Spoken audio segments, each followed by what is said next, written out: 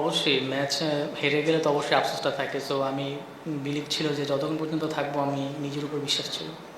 আসলে ওইভাবে আমি চিন্তা করি নাই, কাউকে টার্গেট করিনি ওইভাবে। সো কারণ যেহেতু অনেক রান দরকার ছিল, সো আমি আমার স্ট্রেন্থ ছিল আমার, আমি ওইটাই ট্রাই করছি, আমি সাকসেস হয়েছি।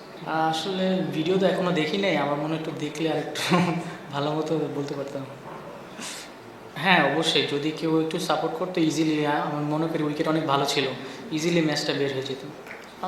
চিন্তা তো ছিল অবশ্যই বাউন্ডারি মারা, কারণ তখন ওই সময়টা বাউন্ডারি মারতে হবে, কারণ জিততে হলে চিন্তা একটাই যে বাউন্ডারি মারতে হবে, এটাই। ভালো বল করে ফেলছে, এক্সট্রাঅর্ডিনারি বল করে ফেলছে, সো এটা আমার কিছু করার ছিল না। প্রিমিয়াম হেজেলনাট ফ্লেভারে পোলার কার্নিভাল হেজেলনাট আইসক্রিম। পোলার, মন ভালো থাক।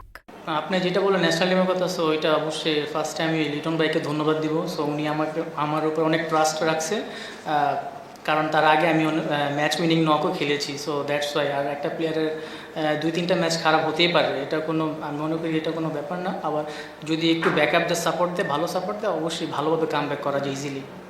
অবশ্যই আমি ওরকম চিন্তা করি না, আমি আমার ফোকাসে ছিলাম, আমি প্র্যাকটিস করছি, আমি আমার মতো করেছিলাম, যেটা দরকার ছিল আমার ওইটাই আমি করছি।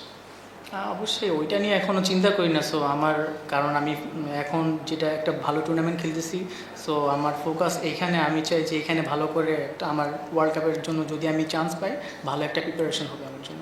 হ্যাঁ অবশ্যই বোলিংয়ের জন্য ওয়েট করি, রেডি থাকি, ক্যাপ্টেন যদি মনে করে অবশ্যই বোলিং আসবো। আর আমাদের অনেক বোলিং অপশন অনেক বেশি, দেশ আর কি বোলিং আসা হয় না।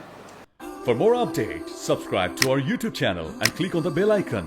Follow us on Facebook and Instagram.